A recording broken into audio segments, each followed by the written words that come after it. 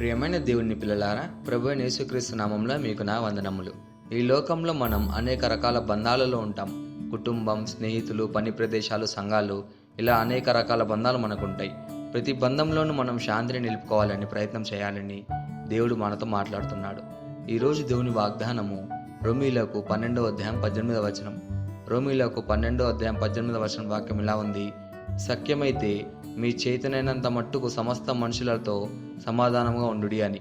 ఈరోజు దేవుని వాక్యం మనకు చెప్పేది నార్మల్గా లైట్ తీసుకునే మాట కాదు. ఎందుకంటే మనల్ని బాధించిన వాళ్ళతో సమాధానంగా ఉండడం చెప్పినంత సులభం కాదు.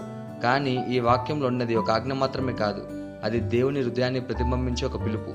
దేవుడు మనల్ని శాంతిని స్థాపించేవారుగా పిలుస్తున్నాడు. దీని అర్థం ఏమిటి అంటే, ప్రతి చిన్న పెద్ద విషయాలకు సీరియస్గా తీసుకొని గొడవలు పడకుండా ఆలోచించి శాంతంగా ఉండమని చెప్తున్నాడు. దేవుని రాజ్యంలో శాంతి ఒక ముఖ్యమైన విలువ.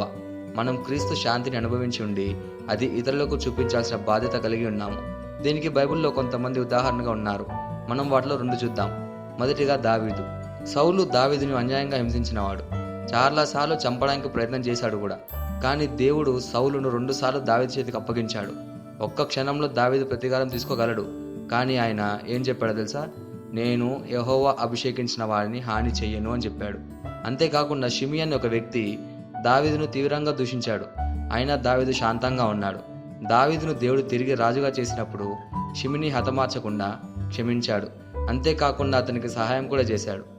రెండోదిగా యోసేపు. తన అన్నలు ద్వేషించారు, అమ్మేశారు. బహుశా ఎవరన్నా అయితే ప్రతీకారం తీసుకునేవారేమో. కానీ యోసేపు ఏమన్నాడంటే, అన్నలారా భయపడకండి, నేను మీకు న్యాయము తీర్చేవాడిని కాదు. నేను దేవుని స్థానంలో లేను. మీరు నా మీద చెడుకు ఆలోచించారు, కానీ దేవుడు దాన్ని మనందరి మేలు కోసం జరిగించాడు అన్నా అని చెప్పాడు. నేను మిమ్మల్ని, మీ పిల్లలను పోషిస్తాను అని చెప్పాడు. ఈ 2 ఉదాహరణలు మనకు నేర్పిస్తున్నాయి నిజమైన క్షమ అంటే ఏమిటి, దేవుని మనసు కలిగి ఉండడం అంటే ఏమిటి అని. ఈ వాగ్దానాన్ని మన జీవితానికి ఎలా తీసుకోవాలంటే, మొదటిగా శాంతిని కోరుకునే మనసు కలిగి ఉండాలి.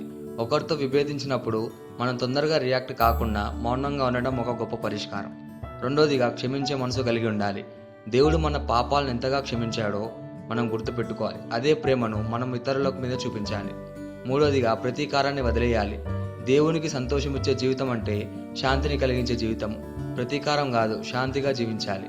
నాలుగోదిగా ప్రభు సాక్షిగా జీవించాలి. మన శాంతియుతమైన స్పందనలు మనం క్రీస్తునకు చెందిన వారమని చూపిస్తాయి. మన చర్యల ద్వారా ఆయనకు మహిమ కలుగుతుంది. ఈ వాగ్దానాన్ని మనం స్వతంత్రించలాగా మనం ప్రార్థన చేద్దాం. మమ్మల్ని మిక్కిలిగా పెంచిన ప్రియ పరలోకపు తండ్రి, నీకే కృతజ్ఞతాస్తుతులు, వందనాలు చెల్లించుకుంటున్నాం ప్రభువా. ఈరోజు నీ వాక్యం ద్వారా మాతో మాట్లాడినందుకు నీకే ధన్యవాదాలు చెల్లించుకుంటున్నామయ్యా. ఈ ప్రపంచం విభేదాలతో, ద్వేషాలతో, పగలతో నిండి ఉంది. కానీ నీ పిల్లనమైన మేము శాంతిని చూపించే వారిగా ఉండాలని నువ్వు కోరుకుంటున్నావు. దావీదులాగా, యోసేపులాగా క్షమించే మనసుతో, ప్రేమతో, ప్రతీకారాన్ని తిరస్కరిస్తూ జీవించేందుకు మాకు సహాయం చేయము ప్రభువా. ప్రతి మనిషితో శాంతంగా ఉండే హృదయాన్ని మాకు ప్రసాదించుము. మా చేతనంత మేరకు సమాధానంగా ఉండే తత్వం మాలో పెంచమని ప్రార్థిస్తూ యేసుక్రీస్తు నామములో అడుగుచున్నాము తండ్రి, ఆమేన్.